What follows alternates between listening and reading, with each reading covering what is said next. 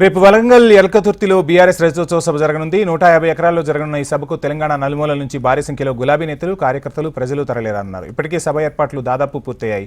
సభకు తరలి వచ్చే వారికి ఎలాంటి ఇబ్బందులు తలెత్తకుండా అన్ని ఏర్పాట్లు చేశామంటున్న బీఆర్ఎస్ జిల్లా అధ్యక్షులు దాస్యం వినయ్ భాస్కర్తో మా ప్రతినిధి అనిల్ ఫేస్ టు ఫేస్.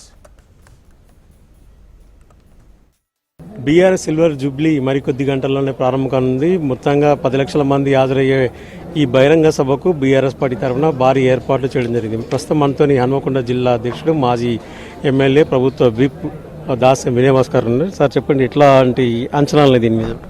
అంటే ఇప్పటివరకు మా అంచనాలు మించి ఉన్నది. లక్షలాది మంది మరి జనం వచ్చే పరిస్థితి ఉన్నది.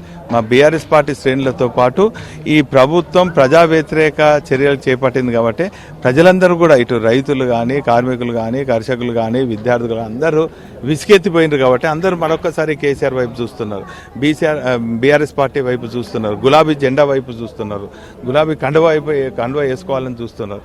కాబట్టి లక్షలాదిగా వస్తున్నటువంటి దీనికి మా అంచనాలకు మించి వస్తున్నారు. కాబట్టి మేము ఏం చెప్పే పరిస్థితి లేదు. కానీ ఎంతమంది వచ్చినా కూడా ఎప్పటికప్పుడు మా అధినేత కేసీఆర్ గారు మాకు ఆదేశాలు ఇవ్వడం జరుగుతుంది. వేసవిని దృష్టిలో పెట్టుకొని ఎవరికి కూడా మరి ఇబ్బంది కాకుండా చల్లటి నీళ్ళు అందియాలని చెప్పడం జరిగింది.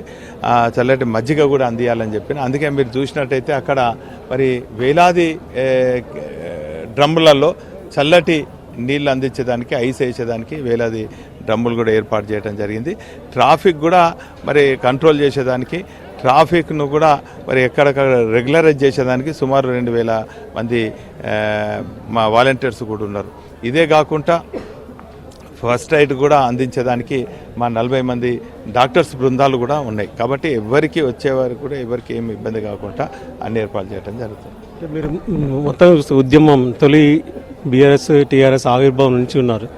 ఈ 25 ఏళ్ల ప్రస్థానం చూస్తే మీకు ఏమనిపిస్తుంది?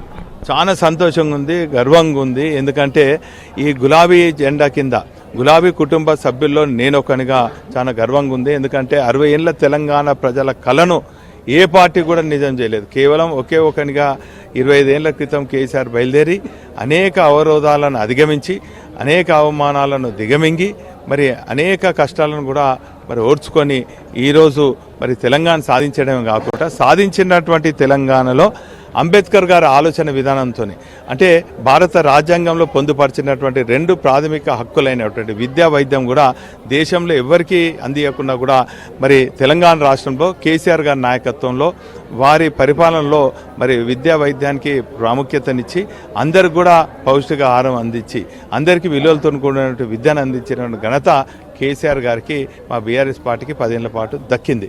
ఇదే కాకుండా దళితులను ధనవంతులు చేయాలని చెప్పి మరి వారికి దళిత బంధు ఏర్పాటు చేసి ఈరోజు కుల వృత్తులన్నీ కూడా కనుమరుగైతున్న సందర్భంలో కుల వృత్తులపైన ఆధారపడినటువంటి కమ్మరి, కుమ్మరి, ఉడ్రంగి వీళ్ళందరూ కూడా బీసీ బంధువులు ఇవ్వటం, మరి విద్యకు దూరమైనటువంటి మా మైనార్టీ సోదరులకు ఎక్కువ బేకరీలను, మెకానిక్ షాపుల్లో ఉన్నటువంటి వాళ్ళందరినీ కూడా చేరదీసి వారికి విలువలతో కూడినటువంటి రెసిడెన్షియల్ పాఠశాలను ఏర్పాటు చేస్తే ఈ 10 ఏళ్ల కాలంలో మనం చూసినట్టయితే ఎంతోమంది ఇంజనీర్లు, డాక్టర్లు, అదేవిధంగా ఎంబీఏ చేసి మంచి ప్రొఫెషనల్ కోర్సెస్లో కూడా ఉన్నారు. కాబట్టి చాలా సంతోషంగా ఉంది. గులాబీ కుటుంబంలో ఈ 25 ఏళ్ళు పనిచేసినందుకు చాలా తృప్తిని ఇచ్చింది. అంటే ముఖ్యంగా చూస్తుంటే కాంగ్రెస్ పార్టీ పలు ఆరోపణలు చేయడం జరుగుతుంది. అసెంబ్లీలో మాట్లాడిన కేసీఆర్ వచ్చి ఇక్కడ చెప్తే వినడానికి ఎవరు రెడీగా లేరని చెప్పి వాళ్ళు ఆరోపణలు చేస్తుంది. దాని ఎట్లా? ఈరోజు సరైన సమయంలో సరైన జవాబు ఇచ్చేదానికి కేసీఆర్ గారు ఎప్పుడు సిద్ధంగా ఉన్నారు. మీరు ఉద్యమ సమయంలో కూడా చూడండి, ఎంతోమంది ఏమైంది వెళ్తలేడని, లేకుంటే ఇంకేదో పిచ్చి కూతలు కూసారు. ఆ పిచ్చి కూతలే మళ్ళా ఒక్కసారి కూస్తున్నారు. దాన్ని ఎవరు పట్టించుకోరు. తెలంగాణ ప్రజలు అసలుకే పట్టించుకోరు. ఇటువంటి ప్రజా వ్యతిరేక చర్యలకు పాల్పడే కాంగ్రెస్ నాయకులకు సరైన రీతిలో బుద్ధి చెప్తారు. ఇది చూస్తున్నాం. మొత్తంగా ఈ 25 ఏళ్ల రజతోత్సవ సందర్భంగా కేసీఆర్ స్పీచ్ వినడానికి చాలామంది కార్యకర్తలు అయితే ఉత్సాహంగా ఎదురు చూస్తున్నారని చెప్పడం జరుగుతుంది. చూస్తున్నాం చాలా వరకు అన్ని ప్రాంగణంలో కుర్చీలు, తర్వాత వాటర్ బాటిల్ సంబంధించిన అన్ని ఏర్పాట్లు అయితే చేయడం జరిగింది. మరి కాసేపట్లోనే ఈ సభ ప్రారంభం కానుండడంతో చాలా వరకు అయితే ఏర్పాటు పూర్తి చేసే పనిలో బీఆర్ఎస్ పార్టీ అయితే నిమగ్నమైంది. 10 లక్షల మంది కార్యకర్తలు వచ్చే అవకాశం ఉన్నట్టుగా వాళ్ళు అంచనాలు వేసి 5 జోన్లను విభజించి 5 జోన్ల వారీగా పార్కింగ్లను, తర్వాత 2000 మంది పార్కింగ్ కోసం వాలంటీర్లను, మరోపక్క 1000 మంది పోలీసు ఉన్నతాధికారులతోని బందోబస్తు అయితే ఏర్పాటు చేయడం జరుగుతుంది. మొత్తంగా చూస్తే మరి కాసేపట్లోనే బీఆర్ఎస్ సభ కూడా ప్రారంభం కానుంది. వీడియో జర్నలిస్ట్ రామరాజుతో అనిల్ కుమార్, HM TV, వరంగల్.